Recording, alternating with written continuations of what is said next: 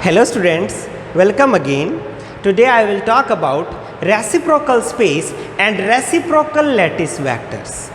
अब तक हमने क्रिस्टलाइन सॉलिड्स के इंटरनल स्ट्रक्चर को समझने के लिए जो यूनिट सेल को डिफाइन किया था उसके ट्रांसलेशनल वेक्टर्स क्या थे, ए, बी एंड सी, और इस सभी के जो डायमेंशंस थे वो क्या थे, डिस्टेंस के या लेंथ के डायमेंशन थे। तभी हम इसको क्या बोलते हैं, डायरेक्ट स्पेस। जैसे अगर हम बात करें टू डायमेंशनल क्रिस्टल की जिसके अंदर ये लैटिस पॉइंट भी हो सकते हैं या आपके एटम्स भी हो सकते हैं, तो इसकी जो यूनिट सेल है उस यूनिट सेल के जो यूनिट वेक्टर्स हैं, suppose A is the unit vector along this direction and B is the unit vector along this direction, तो ए भी आपकी क्या है, लेंथ है, तभी आपका ये डायरेक्ट स्पेस है। अगर डायरेक्ट स्पेस से हमारा काम चल रहा था then why we need to introduce reciprocal space. अगर मैं टेक्निकली बात करूं बच्चों, so technically reciprocal space is Fourier transform of direct space. तो क्या आपको समझ में आएगा?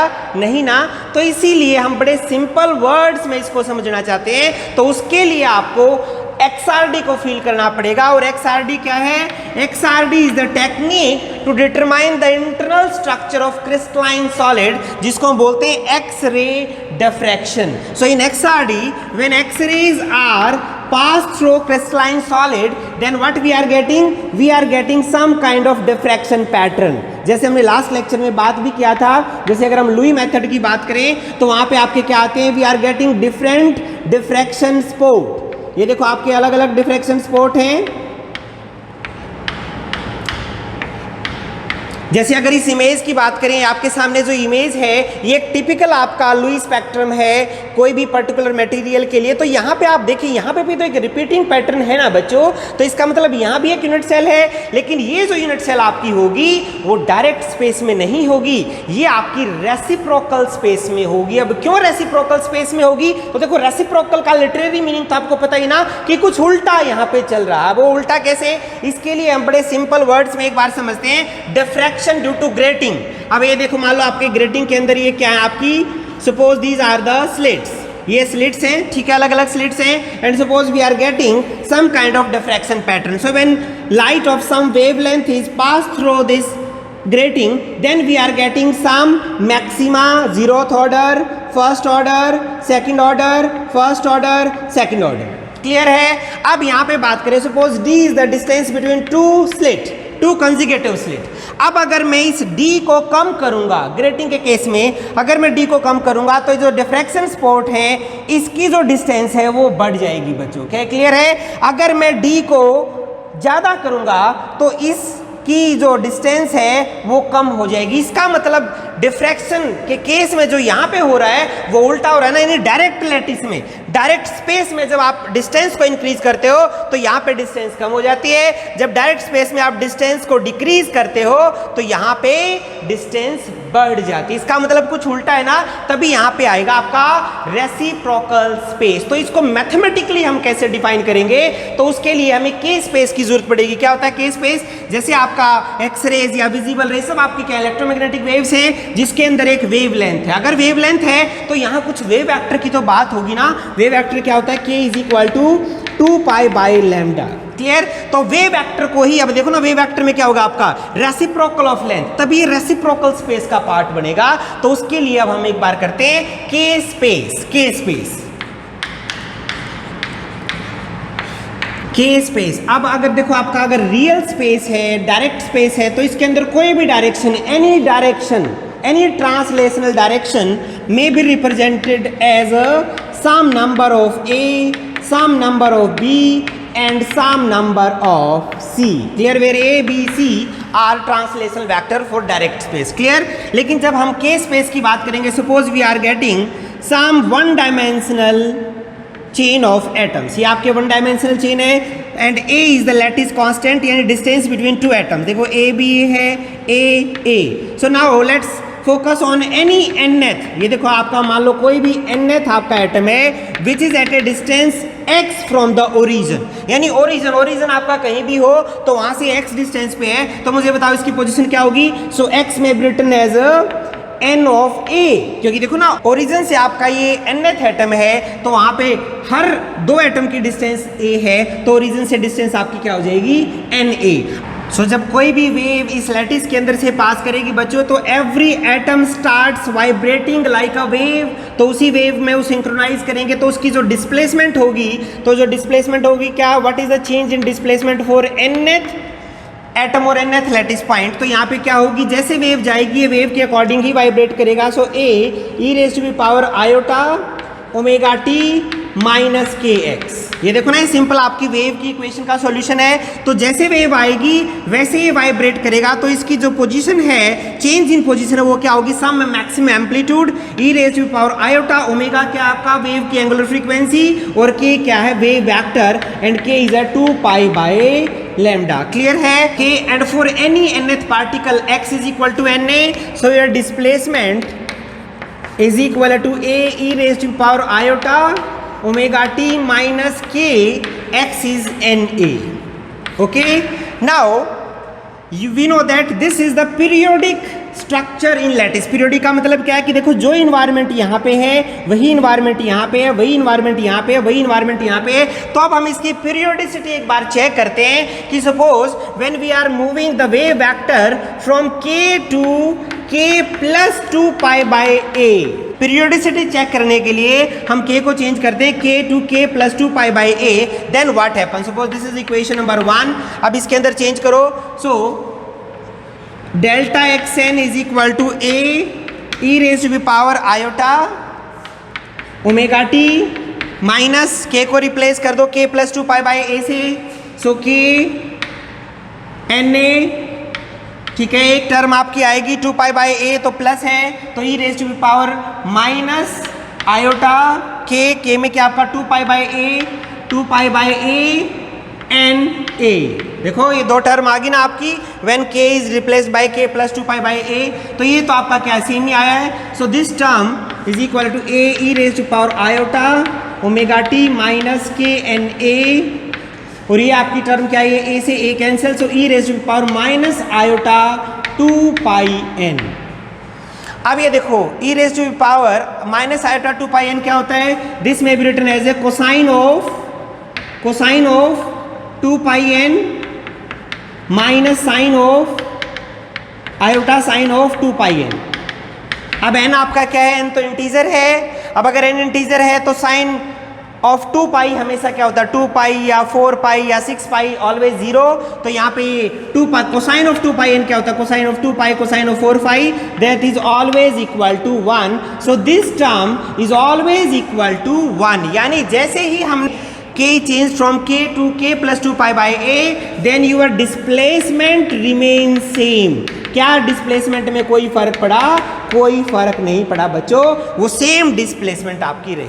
तो अब यहाँ से क्या कंक्लूजन आया, यहाँ से देखो कि कोई भी अगर आपका सिस्टम पीरियोडिक है in terms of a, so that system is also periodic in terms of 2π/a। तो अब इस पीरियोडिसिटी को, यानी अब ये देखो ना, अगर ये यहाँ पे पीरियोडिक है तो अब ये देखो कैसा स्पेस है आपका, रेसिप्रोकल स्पेस है ना, तो इसी को हम बोलेंगे आपका रेसिप्रोकल स्पेस। और इन्हीं वर्ड्स को मैंने बच्चों यहाँ पे लिखा है कि this occurs very generally any system that is periodic in space a is also periodic in k space. अब ये देखो ना, आपका k स्पेस में भी पीरियोडिक है with the period of 2π/a, 2π/a, और 2π/a आपका क्या है, रेसिप्रोकल स्पेस हो गया ना। So this periodic structure in k space is then naturally referred as reciprocal space. क्या ये क्लियर है? जैसे अगर हम डायरेक्ट स्पेस की पीरियोडिसिटी की बात करें तो वो क्या है आपका, it may be periodic as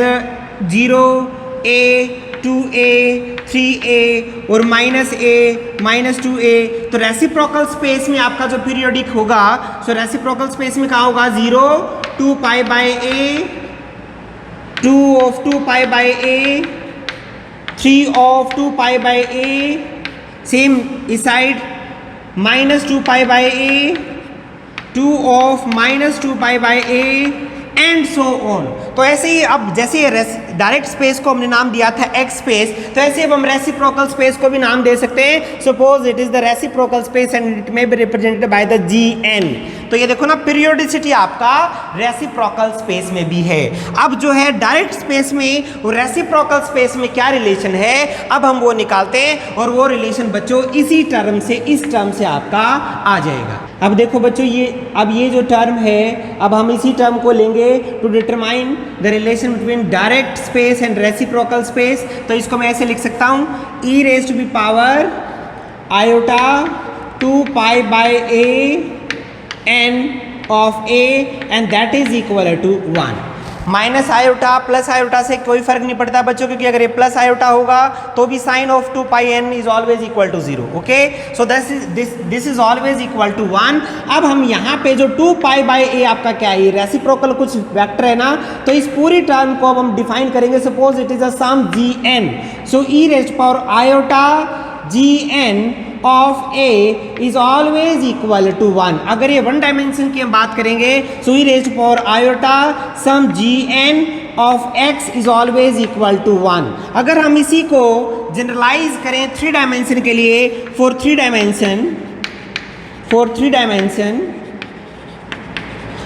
dimension this may be written as iota some G vector and some R vector, because this is the distance in direct space and that is always equal to 1। So in this equation, this G is reciprocal lattice vector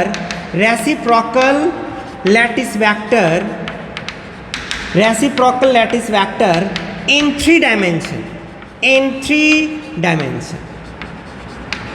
okay, अब R है, R आपको पता है, R को हम कैसे लिख सकते हैं, R is the direct lattice, so R may be written as a some number of some A plus some number of B plus some number of C।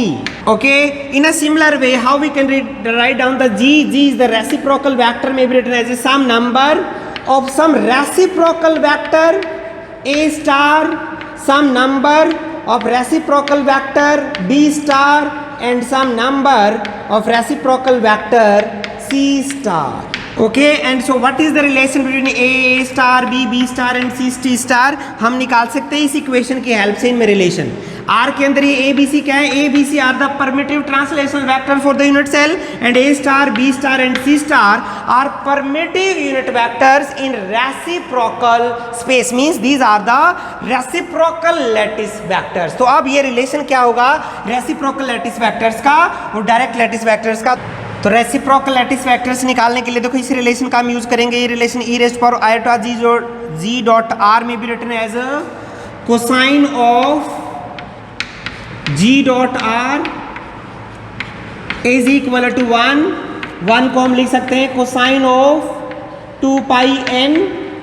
Okay, so G dot R may भी written as a 2 pi n। G dot R क्या है, G is the dot product between G and R, तो यहाँ पे क्या हो जाएगा M N M1 N1 A star dot A is equal to some 2 pi n। ये number है, सो दिस में भी written as A star dot A is equal to 2 pi। Okay, in a similar way we can determine the B star is equal to 2 pi and C star C is equal to 2 pi। So these are the relations between reciprocal lattice vectors and direct space lattice vectors। Okay, suppose this is equation number 1 and this is equation number 2, equation number 3, equation number 4। तो अब हम equation number 2, 3, 4 को satisfy करने के लिए और relation भी लिख सकते हैं बच्चों। सो ए स्टार में भी रिटन है, देखो अब हम ऐसे रिलेशन लिखें कि जो तीनों इक्वेशंस को सेटिस्फाई करें। सपोज ए स्टार में भी written as two pi B cross C divide by A dot B cross C.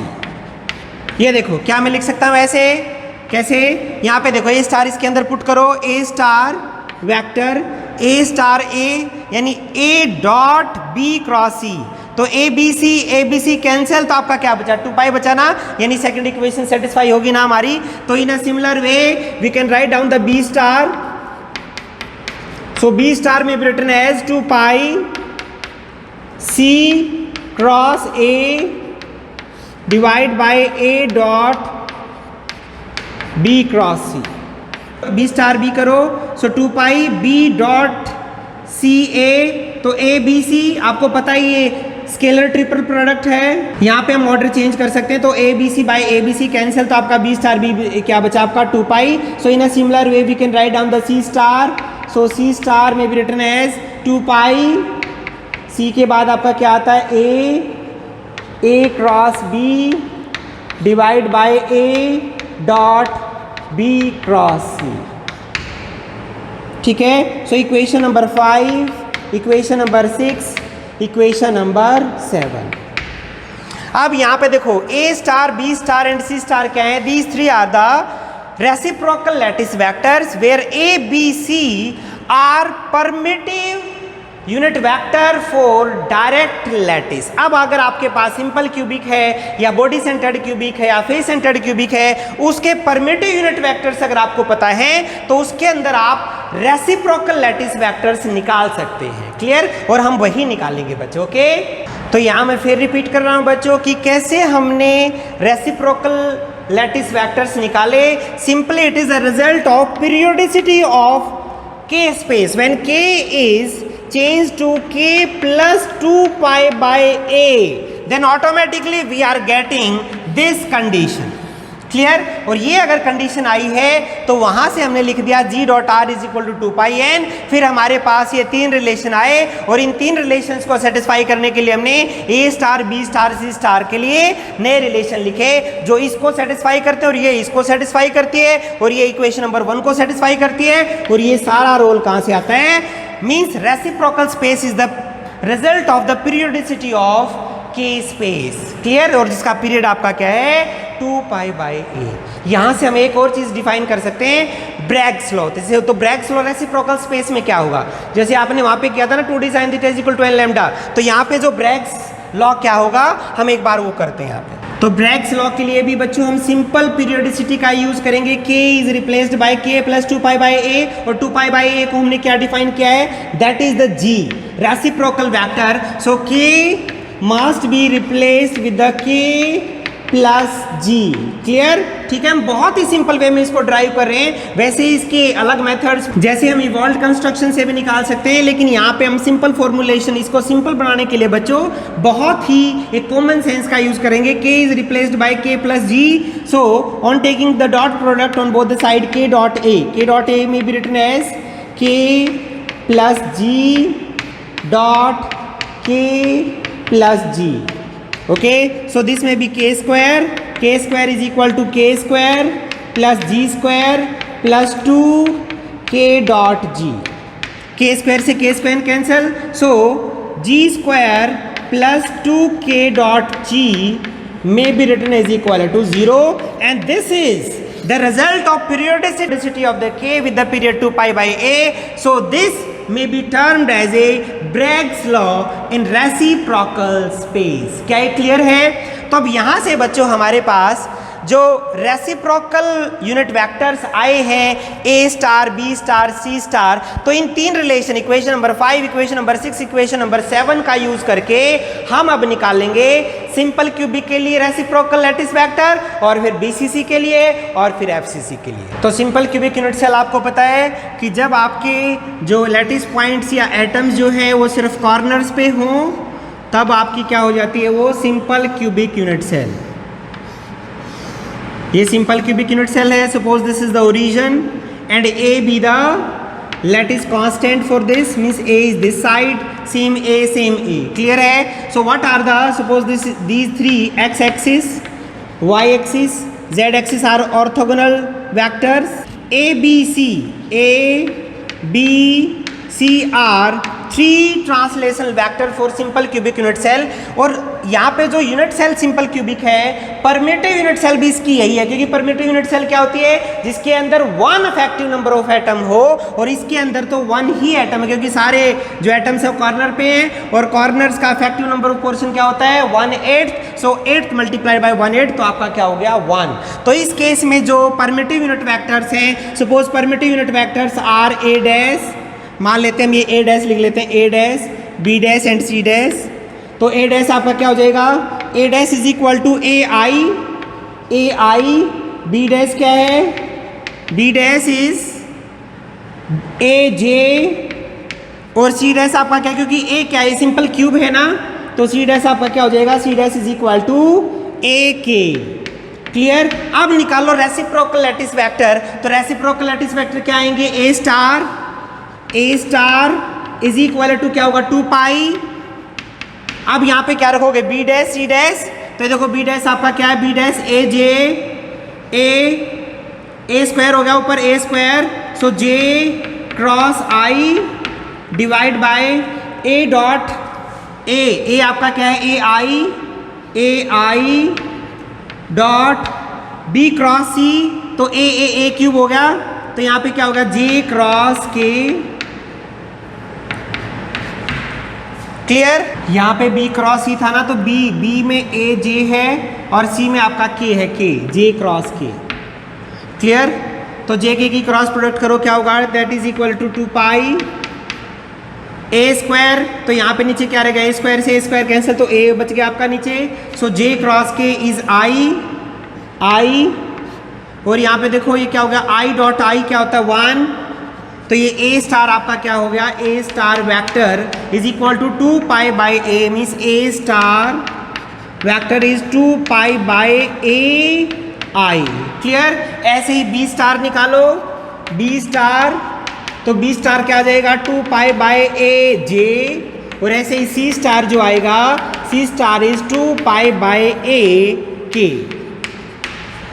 ठीक है। यानी ये देखो, अब आपका जो रेसिप्रोकल लैटिस वेक्टर आया वो 2 pi by A means some term is equal to I, यानी ए स्टार की तरह ही आया। सो बी स्टार का क्या आया, B star 2 pi by a जे बी डैश की तरह आया, सी स्टार क्या है 2 पाई बाई ए के सी डैश की तरह आया। यानी यहाँ पे जो रेसिप्रोकल लैटिस वेक्टर आए हैं डायरेक्शन सेम है, बस जो मैग्नीट्यूड है वो रेसिप्रोकल लेंथ का है 2 पाई बाई ए का।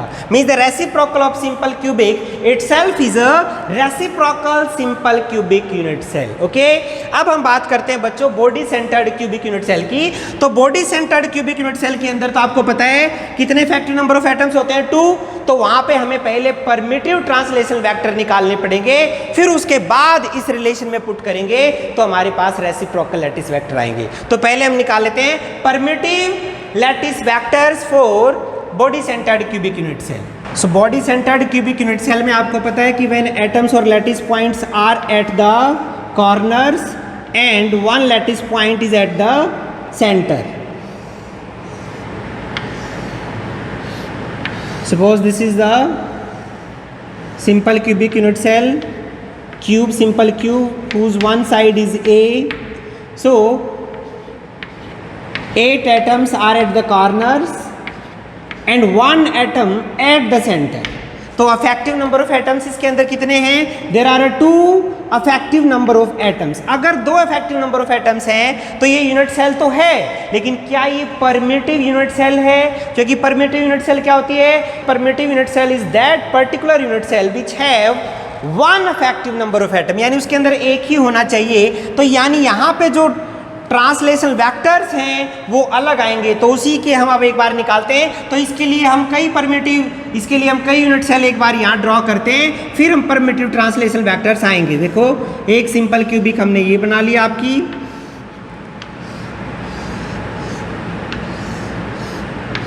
यानी एक बीसीसी ये है, एक इसी के साइड में बीसीसी यहाँ पे बनाओ।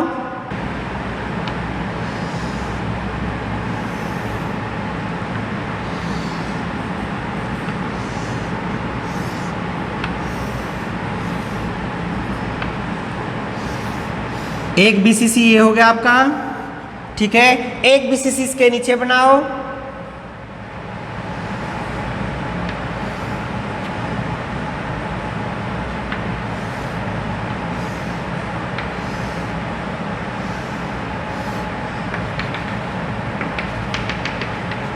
ये देखो ध्यान से देखो बच्चों, यहाँ पे 3 BCC है। देखो एक सेंटर एटम इस पे है, एक सेंटर एटम इस पे है और एक सेंटर एटम इस पे। Suppose this is the origin and this is the x axis and that is the y axis and that is the z axis.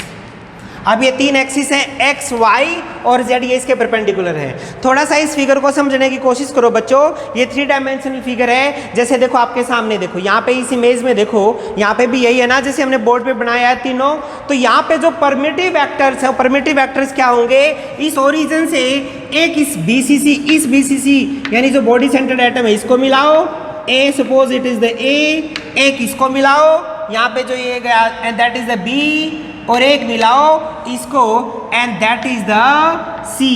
ठीक है, ये जो 3 वेक्टर होंगे A B C, अब इन A B C को मिला के जो एक यूनिट सेल यहाँ पे बनेगी बच्चों, वो आपकी यूनिट सेल ऐसी होगी जिसके कॉर्नर पे एटम्स हैं। और इस फिगर के अंदर देखो, अगर हम A B C तीनों वेक्टर्स को लेके एक यूनिट सेल बनाएंगे तो ये देखो यहाँ पे है ना सब कॉर्नर्स पे ही, तो इसके अंदर इफेक्टिव नंबर ऑफ एटम क्या होगा, 1 होगा ना। तो इसीलिए आप A B C को लिखो in terms of unit vector I J and K।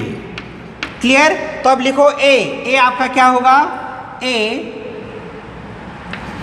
Is equal to, आप देखो यहाँ पे जो A वेक्टर है, अब देखो अगर मैं x एक्सिस पे देखूँ तो कहाँ गया, ये हाफ पे गया ना, half of A I means A/2I। y पे कहाँ पे गया है, y पे भी ऊपर ही गया है, A/2 ऑफ J। अब z पे देखो, z इस तरफ है तो ये तो पीछे जाना पड़ेगा ना आपको, तो पीछे गए हो तो क्या हो गए, -A/2K। क्या क्लियर है ये? ठीक है, तो अब यहां से A/2 कॉमन ले लो, सो A/2I plus J minus K। Okay, अब लिखो B इज इक्वल टू, अब B को लिखो, देखो x के उल्टा गए हैं हम, हाफ में गए हैं, तो यानी A/2 माइनस A/2I। y में देखो, y में ऊपर गया है तो हाफ पे गया है, प्लस A/2J। z में देखो, z में कहा, z में भी पॉजिटिव गए हैं, तो प्लस A/2K। तो A/2 कॉमन ले लो तो क्या बचा आपका, A/2 is equal to -I plus J plus K। Okay, ऐसे ही C निकालो, C is equal to, C क्या है, अब देखो x में पॉजिटिव गया, देखो x की साइड ही गया है क्योंकि x यहाँ 0 तो पॉजिटिव A/2, सो A/2I। y में देखो, y में y ऊपर है तो ये नीचे गया तो माइनस हो जाएगा, माइनस A/2J। z में देखो, z में पॉजिटिव में गया है A/2, सो प्लस A/2K। सो A/2 कॉमन ले लो तो C आपका क्या आया, C A/2I minus J plus K। क्या ये क्लियर है बच्चों? देखो this B and C are 3 translational vector for primitive unit cell. अब अगर आप A B C 3 वेक्टर आगे, अब अगर तीनों का आप वॉल्यूम निकालोगे तो जो इसका वॉल्यूम है, देखो ना, मान लो अगर आपका सिंपल क्यूबिक है ये, इसका वॉल्यूम क्या आपका A3। अब इस A3 के अंदर कितने इफेक्टिव नंबर ऑफ एटम्स है, 2 है ना, तो जो ये A B C translational vector आए हैं, अगर हम इसका वॉल्यूम निकालें बच्चों तो इसका वॉल्यूम आना चाहिए A3/2। तो एक बार चेक कर लेते हैं वो भी। So volume is equal to, volume आपको पता, अगर 3 वेक्टर आपके हों A B C, तो तीनों अगर कोई आपका क्यूब बनाते हैं तो इसका जो है वॉल्यूम क्या होगा, A.B क्रॉस C। ठीक है, ये आपका क्या स्केलर ट्रिपल प्रोडक्ट है ना बच्चों, A/2 सब ये तो आपका स्केलर है, तो ये क्या हो गया A3/8। और ये फिर आपका क्या हो गया, आपका डिटर्मिनेंट का यहाँ पे एक मैट्रिक्स बनेगा ना, A में क्या होगा 1 1 -1, B आपका क्या -1 1 1, C क्या 1 -1 1। तो अब इसका डिटर्मिनेंट निकाल दो, डिटर्मिनेंट ऑफ दिस मैट्रिक्स, वो क्या आ जाएगा आपका A.B cross C। Clear, scalar triple product वही होता है आपका। सो A, अब इसका निकालो भी, A3/8, इसका डिटर्मिनेंट निकालो 1 1 इंटू 1 -1, तो माइनस माइनस प्लस हो गया तो 2 हो गए यहाँ पे, सो 1 + 1 2, ओके। अब यहाँ पे निकालो -1 -1 -1 हो गया आपका ये -2, तो -1 माइनस माइनस प्लस 1 -1 0, तो ये 0 हो गया। So that is equal to a³/8, 2 + 2 4, ये 0 हो गया तो 4 8, तो देखो वॉल्यूम आपका क्या आया a³/2। ये हमने BCC के केस में A.B×C निकाला, तो इसका रिजल्ट आपका क्या आया a³/2। इसका मतलब ये जो 3 वेक्टर जो वॉल्यूम बनाते हैं वो अफेक्टिव जो वॉल्यूम होगा वो BCC यूनिट सेल का हाफ होगा। इसका मतलब ये परमिटिव यूनिट वेक्टर्स हैं। क्या ये क्लियर है बच्चों? अब हम इसको साइड में लिखते हैं और फिर हम निकालेंगे रेसिप्रोकल लैटिस वेक्टर। बस अब आपको ABC इसके अंदर पुट करना है, तो आपके पास A स्टार, B स्टार और C स्टार आ जाएगा। अब एक बार हम जैसे ये हमारे BCC के जो परमिटिव वेक्टर्स आए ना, ऐसे ही FCC के भी परमिटिव वेक्टर्स निकाल देते हैं, फिर इकट्ठा ही हम BCC और FCC के रेसिप्रोकल यूनिट वेक्टर्स निकाल लेंगे। अब FCC के कैसे परमिटिव ट्रांसलेशन वेक्टर्स निकालते हैं? देखो आपको पता है FCC क्या है, face centred cubic unit cell है जिसके कॉर्नर्स पे भी एटम्स हैं और हर फेस के सेंटर पे एटम है। तो हर फेस का जो सेंटर एटम है उसका इफेक्टिव पोर्शन क्या है, हाफ, और कॉर्नर्स क्या है 1/8। तो यहाँ पे कितने हो गए 1/2 मल्टीप्लाइड बाय कितनी फेसिस हैं 6 प्लस 1/8 मल्टीप्लाइड बाय कितने कॉर्नर है 8। तो यहाँ पे आपका जो इफेक्टिव नंबर ऑफ एटम्स है FCC के अंदर वो क्या है 4। Suppose A be the one edge of this cube, so what is the volume of this cube? यहाँ पे वॉल्यूम आपका क्या है A³। तो अब इसकी जो परमिटिव यूनिट है, परमिटिव यूनिट सेल वो यूनिट सेल होगी जिसके वेक्टर्स वो उनका जो वॉल्यूम बनेगा उसका वॉल्यूम कितना आना चाहिए A³/4। अब इसके अंदर कैसे परमिटिव सेल बनेगा? तो देखो मैंने थोड़ा सा इसको रोटेट किया तो आपके सामने देखो मैंने कॉर्नर के एटम्स हटा दिए, सिर्फ फेस सेंटर्ड एटम है। Suppose this is the origin, ये आपका ओरिजिन है, ये this is the X axis, Y axis and Z axis, ठीक है। तो यहाँ पे मैं 3 वेक्टर एक बार ड्रॉ करूंगा। देखो ये जो ओरिजिन है, 1 vector this A, another vector is this B and another vector is this C। अब ये जो 3 वेक्टर बनेंगे ना बच्चों, अब मैं एक बार यहाँ से देखो यूनिट सेल बनाता हूँ, इसको इससे मिला दो, ठीक है, फिर यहाँ से ये मिला दो, फिर ये, और इससे जो है यहाँ पे एक एटम यहाँ पे देखो ये,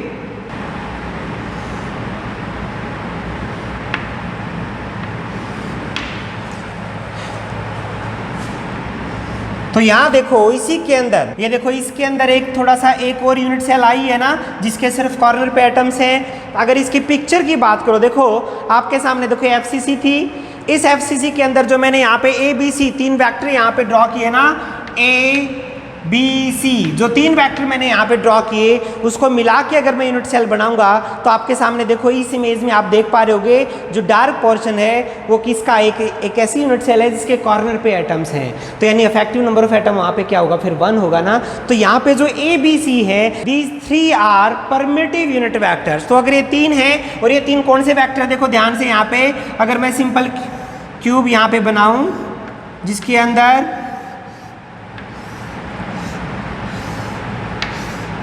यहाँ पे देखो ये ओरिजिन है, ये X axis, Y axis, Z axis, ठीक है।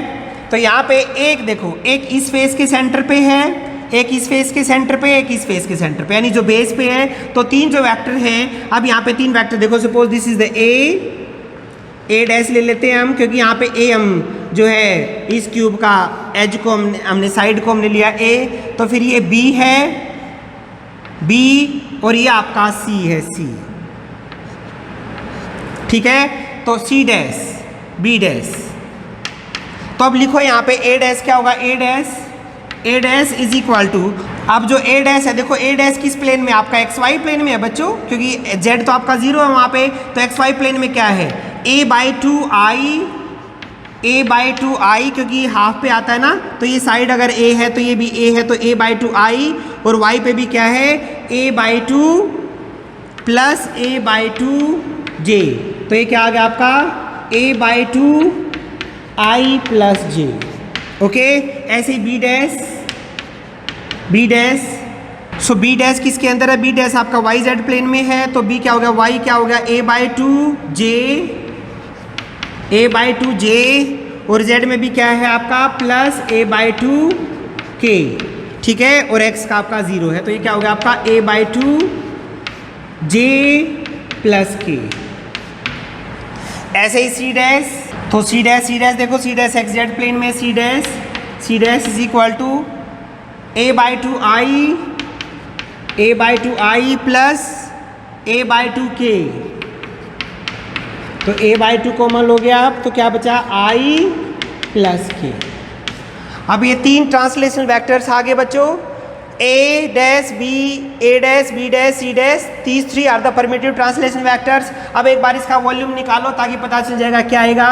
सो a dot b, a dash b dash c dash, तो स्केलर ट्रिपल प्रोडक्ट निकाल दो, तो देखो a/8 तो सबका आ गया। तो अब यहाँ पे मैट्रिक्स बनाओ, मैट्रिक्स का डिटरमिनेंट क्या आएगा, i j k, so 1 1 0, i j k 0 1 1, i k 1 0 1, clear. तो अब निकालो यहाँ पे क्या आया डिटरमिनेंट की वैल्यू, 1 1, फिर -1,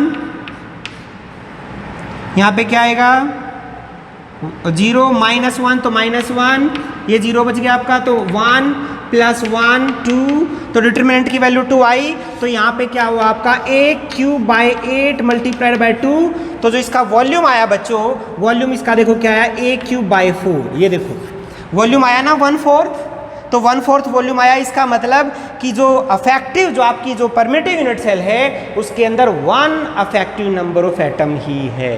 क्या ये क्लियर है बच्चों।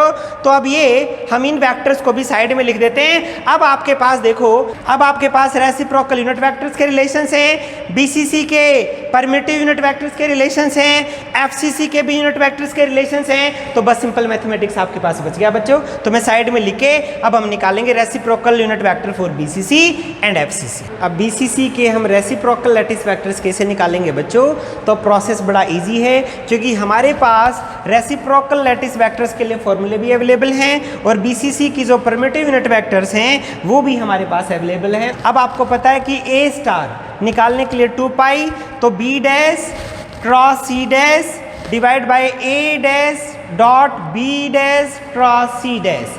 तो अब ये तो वॉल्यूम आ जाएगा, वो हम निकाल चुके हैं ऑलरेडी। तो अब आपको बी क्रॉस सी करना है, बस आपको बी क्रॉस सी। तो यहाँ पे मैंने लिख दिया बच्चों, क्योंकि मैथमेटिक्स बड़ा इजी है। तो A star is equal to, अब देखो 2 pi multiplied by B cross C है। बी क्रॉस सी क्या हो जाएगा आपका, B dash cross C cross, तो a/2 बाकी वैक्टर्स की क्रॉस प्रोडक्ट है वो हम निकाल सकते हैं। और नीचे आपका क्या है, scalar triple product of these 3 vectors, और वो क्या देंगे, वॉल्यूम। और वॉल्यूम हम निकाल चुके हैं। जो बीसीसी के केस में वॉल्यूम क्या आता है, a³/2। तो ये लिख दिया a³/2। अब इसको सॉल्व करो, 2 पाई a²/4। तो इसकी क्रॉस प्रोडक्ट क्या होगी आपको पता, i/j 1 1 -1 -1 1 1। तो i पे देखो यहाँ पे 1 माइनस माइनस माइनस प्लस हो जाएगा, तो 1 + 1 j माइनस j हो गया आपका 1 -1 0, k पे plus k 1 minus minus plus, तो 1 + 1 k पे आपका क्या होगा 1 -1 माइनस माइनस प्लस हो गया, तो ये 1 + 1, तो यहाँ होगा 2i + 2k।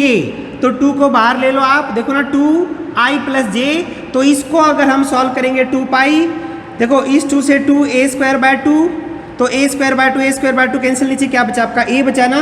So 2 pi by a और i + j, तो ये आपका क्या आया, ए स्टार। इसी वे में हम निकाल सकते हैं बी स्टार और सी स्टार। तो ये मैंने डायरेक्ट लिख दिए, आप इसको खुद प्रैक्टिस करना कि बी स्टार सी स्टार कैसे आएंगे। अब यहाँ पे ध्यान से देखो बच्चों, जो ए स्टार आया वो क्या आया, 2 pi by a i + j। अब अगर हम एफसीसी के परमिटिव वेक्टर्स की बात करें तो देखो उसमें a डैश आपका क्या था, a/2 i + j, यानी i + j था, यानी ये आपका देखो। और b डैश क्या है, देखो j + k, सी स्टार क्या है आपका i + k। तो यानी वेक्टर डायरेक्शन सबकी सेम है, सिर्फ फर्क क्या है, लैटिस कांस्टेंट का। यानी यहाँ पे जो लैटिस कांस्टेंट है a/2 है, और यहाँ पे लैटिस कांस्टेंट क्या है, क्योंकि रेसिप्रोकल लैटिस वेक्टर्स है ना, तो 2 पाई बाय a है। अदरवाइज तो आपका BCC का जो रेसिप्रोकल लैटिस वेक्टर है वो क्या होगा, FCC, but with the lattice constant 2 pi by a। Okay, तो क्वेश्चन ये भी आ सकता है कि prove that the reciprocal lattice vector of BCC is FCC with the lattice constant 2 pi by a। तो आप पूरा ऐसे ही कैलकुलेशन आप करेंगे। क्या क्लियर है बच्चों? इसी वे में अब हम निकालेंगे face centred cubic unit cell के रेसिप्रोकल लैटिस वेक्टर्स। अब लास्ट है बच्चों कि हम FCC यूनिट सेल का कैसे रेसिप्रोकल लैटिस वेक्टर्स निकालेंगे, तो उसका भी सेम फॉर्मूलेशन है। FCC परमिटिव यूनिट वेक्टर्स आपको पता है A dash B dash C dash जो हमने भी निकाले थे। अब इसके अंदर आपको ट्रांसलेशनल यूनिट वेक्टर जो रेसिप्रोकल के वो स्टार आपको पता है 2 पाई, तो यहाँ पे रख दो B dash cross C dash, तो यहाँ से वैल्यू मैंने पुट कर दी और उसके बाद नीचे आपका क्या है A dash dot B cross C। तो जब ये सॉल्व किया तो मेरे पास रिलेशन आया 2 pi by A I plus J minus K। आप इसको चेक कर लेना बच्चों। ओके, ऐसे ही हम B स्टार निकालेंगे, C स्टार निकालेंगे। अब यहाँ पे देखो एक बात कि जब हमने FCC के परमिटिव वेक्टर्स ऐसे हैं, जब हमने FCC का रेसिप्रोकल यूनिट वेक्टर्स निकाले तो आपके पास ये देखो जो A star B star C star जो आई ना, तो डायरेक्शंस जो हैं वो BCC परमिटिव वेक्टर्स की डायरेक्शन आई, बस जो लैटिस कांस्टेंट है उसका डिफरेंस आया ना, तो 2 पाई बाय A तो आएगा ही आपका। इसका मतलब है कि अगर हम FCC का रेसिप्रोकल यूनिट वेक्टर निकालेंगे तो आपका BCC आएगा और BCC का निकालेंगे तो आपका FCC आएगा। अब हम बच्चों रेसिप्रोकल स्पेस को विजुलाइज करने की कोशिश करेंगे, थोड़ा सा रिवीजन भी होगा। अब आपको पता है कि जो रेसिप्रोकल स्पेस है वो डिफ्रैक्शन फिनोमिना के लिए है, और रेसिप्रोकल जो लैटिस वेक्टर्स हैं उनकी जो डायमेंशंस हैं वो क्या होंगी, यहाँ प्रॉपर्टीज में लिखा हुआ है। जो उसकी यूनिट है वो लेंथ इनवर्स है, जो वॉल्यूम है रेसिप्रोकल यूनिट सेल का वो इनवर्स होगा रियल यूनिट सेल के वॉल्यूम का। और रेसिप्रोकल स्पेस जो है XRD के लिए, क्योंकि जब आप XRD में देखो ब्रैग्स लॉ आपके सामने है, जब इंसिडेंट वेव आएंगी यहाँ इंटरेक्शन के बाद डिफ्रैक्शन होगा, और जो डिफ्रैक्शन के बाद स्पॉट आपके बनेंगे वो आपके ऐसे बनेंगे। देखो जैसे लुईस स्पेक्ट्रम है, तो यहाँ पे रेसिप्रोकल स्पेस है सारा, यहाँ पे जो यूनिट सेल है वो आपकी reciprocal lattice vector unit cell है।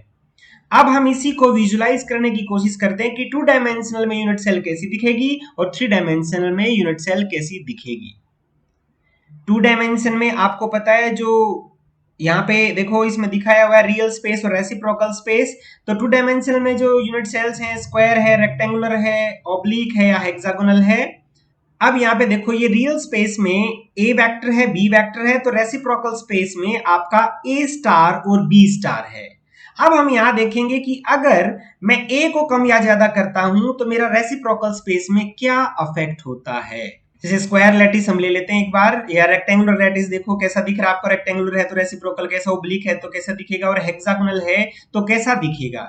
अब स्क्वायर में हम B बाय A पैरामीटर को चेंज करते हैं। यहाँ पे देखो अगर B बड़ा रियल स्पेस में हो रहा है तो B छोटा हो रहा है आपका रेसिप्रोकल स्पेस में, यानी रेसिप्रोकल स्पेस में बिल्कुल उल्टा अफेक्ट है।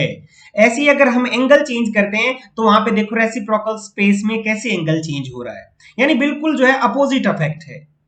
ये 3D के अंदर है। 3D में आपको पता है कि these are 7 types of unit cell, cubic, tetragonal, orthorhombic, monoclinic, rhombohedral, triclinic और hexagonal। अब यहाँ पे देखो ये रियल लैटिस है जो आपके सामने है, और ये आपका रेसिप्रोकल लैटिस है। अगर सिंपल क्यूबिक है तो वॉल्यूम अगर हम यहाँ 1 लेंगे तो रेसिप्रोकल में भी आपका वॉल्यूम 1 ही है।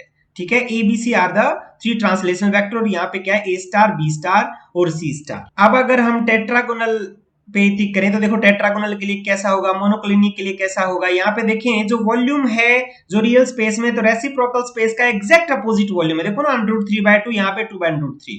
तो अब क्यूबिक के लिए हम A को चेंज करते हैं। देखो रियल स्पेस में अगर मैंने A को कम किया तो रेसिप्रोकल स्पेस में A का साइज बढ़ गया, यानी वॉल्यूम अगर रियल स्पेस में कम है तो रेसिप्रोकल स्पेस में वो ज्यादा हो जाएगा। ऐसे ही हम B को भी देख सकते हैं। ये देखो y डायरेक्शन में अगर मैं चेंज करता हूं तो ऑटोमेटिकली जब B को मैं रियल स्पेस में कम करता हूं तो रेसिप्रोकल स्पेस में B बढ़ जाता है, यानी अपोजिट आपका अफेक्ट यहाँ पे हो रहा है। ऐसे ही हम देखो अलग से जैसे मोनोक्लिनिक के लिए देख सकते हैं, तो यहाँ पे x डायरेक्शन में अगर हम चेंज करेंगे, देखो एग्जैक्ट जो वॉल्यूम है रियल स्पेस में और रेसिप्रोकल स्पेस में अपोजिट रिलेशन है। तो इनसे आप विजुलाइज कर सकते हैं कि रेसिप्रोकल स्पेस में जो यूनिट वेक्टर्स हैं वो क्या होंगे। ओके, तो क्या क्लियर है बच्चों? तो आज हमने देखो जो रेसिप्रोकल स्पेस और रेसिप्रोकल यूनिट वेक्टर्स की डेफिनेशन की। अब आपको पता है कि ये डिफ्रैक्शन, क्योंकि देखो ना हम क्रिस्टल्स के अंदर किसकी वजह से देख पाते हैं? डिफ्रैक्शन की वजह से देख पाते हैं ना। तो डिफ्रैक्शन के अंदर जो स्पेस है वो आपका रेसिप्रोकल स्पेस ही है, तभी इसके बारे में जानना बच्चों जरूरी था।